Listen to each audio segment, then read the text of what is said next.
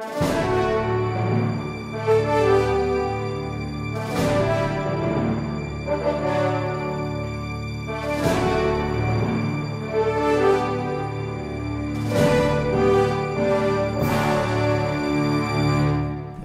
up, Clashers? Turn 56 from iKonik here, bringing you another war recap video. This was War 137, and checking out the war log. Another big win here, over 20-star victory over xxyz. Expected to see a little bit more out of these guys, to be honest. They had pretty high-level heroes and decent troops, but they just couldn't bring the 3-star compositions that we thought they might. Checking out the group attacks here, this was a 30 on 30. We only got 21 3-star attacks, definitely not our strongest effort. Town Hall 10s did well, and several of our Town Hall 9s did really well, but you know, struggled a little bit at Town Hall 8 and some of our Town Hall 9s as well, but still a pretty convincing win. They only had the 6 3-stars. Average destruction was pretty high, almost 94%, so those are pretty good. As far as the individual attacks went, we had heavy hitters Sirius, who's on a tear these days, satheesh, and Ram, now officially known as Ram because he changed his name from Ramden 13. For the 5-star bitch slappers, we had at Town Hall 10, we had Scubesa, and then we also had UncleMoshes, Chief Redback, Brionna, Bang, TheChosenJake, and Xristwpher.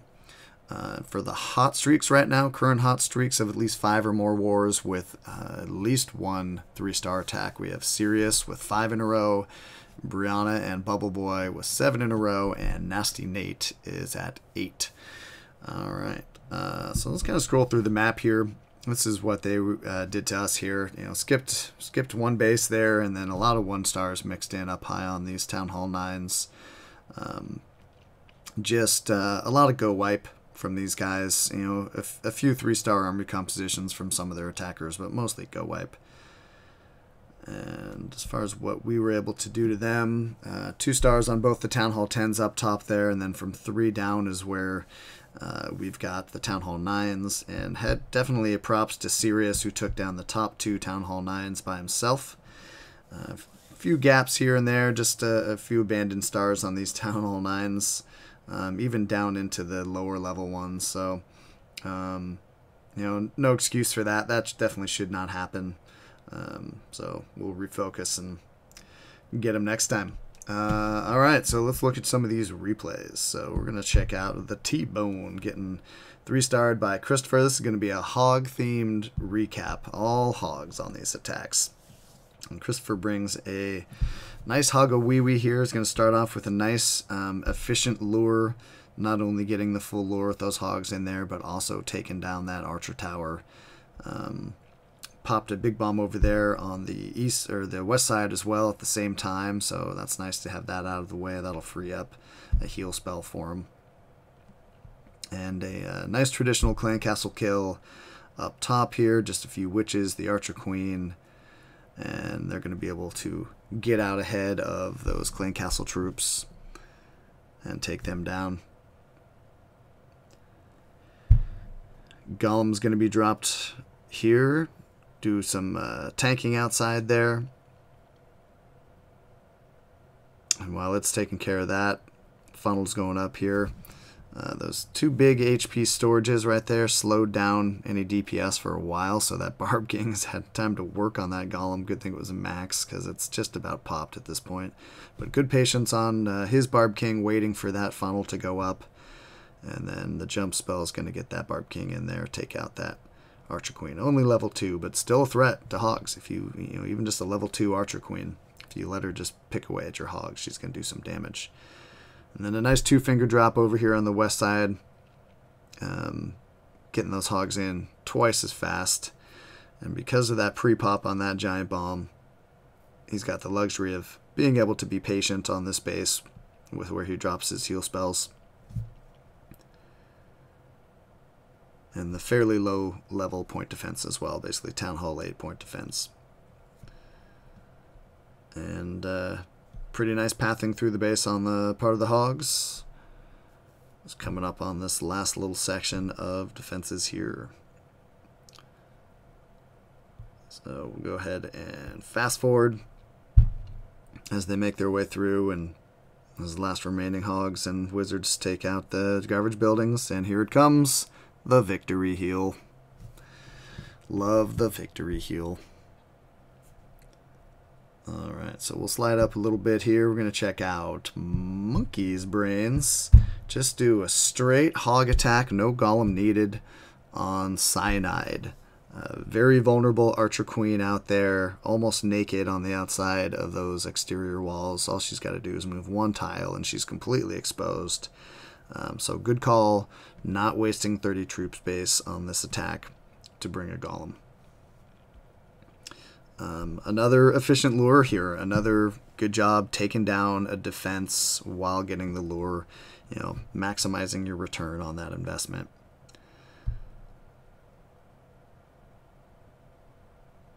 And since no golem in the clan castle, he's able to use that space and dedicate that for his witches. That will help take out the enemy clan castle. And he's just going to drop a giant down here to get ahead of his Barb King. Do a little tanking right off the bat on that Archer Queen. Buy some of his other troops just a little bit of time to sneak in there. Giant's down very quickly, of course, already, but enough of a distraction for some of those clan castle troops to allow him to catch up on that. And then here comes the hogs. No double giant bombs on this base on Cyanide, you know, which sometimes makes you a little bit cocky on these ones, thinking that you know, you're all good. But every once in a while, these spaced out single bombs can be an issue as well, because they tend to dictate where you have to drop your heals.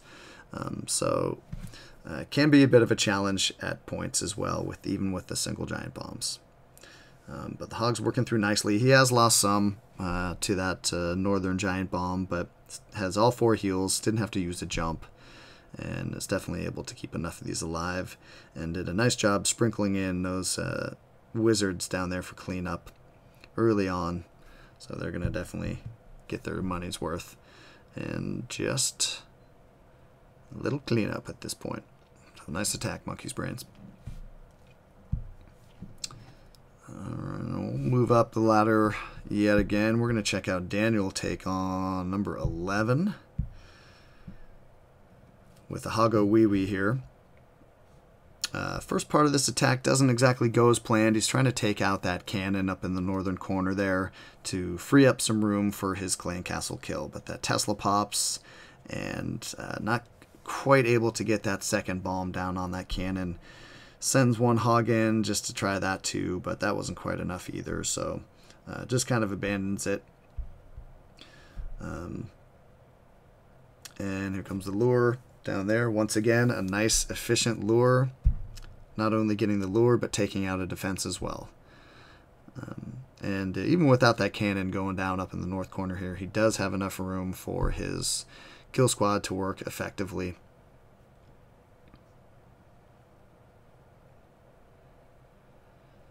Nice job getting those barbarians out in front, and then the witches come down. Once those troops are distracted by the barbarians, they can get their skeletons out in front and do some tanking so the witches stay protected. They're so vulnerable without their skeletons in front of them.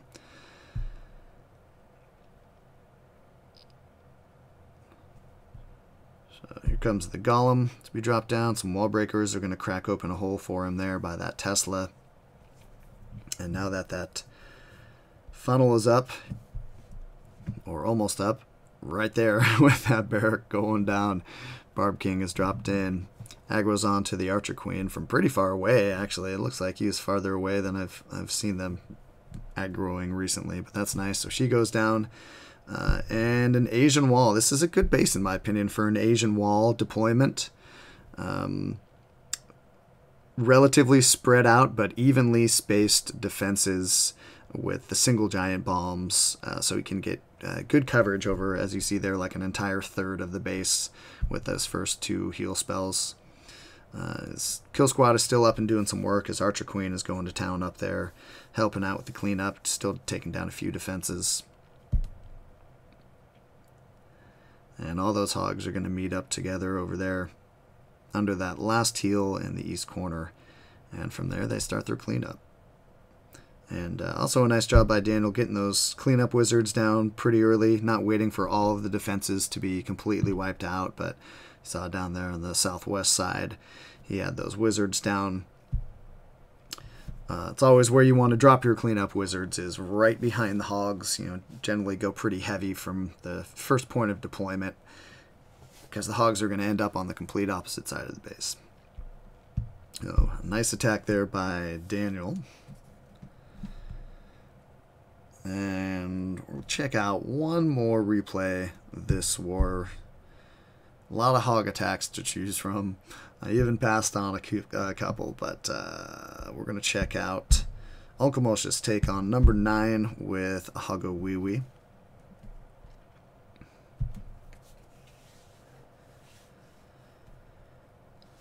Starts off by taking out that archer tower. It's going to drop in a couple balloons.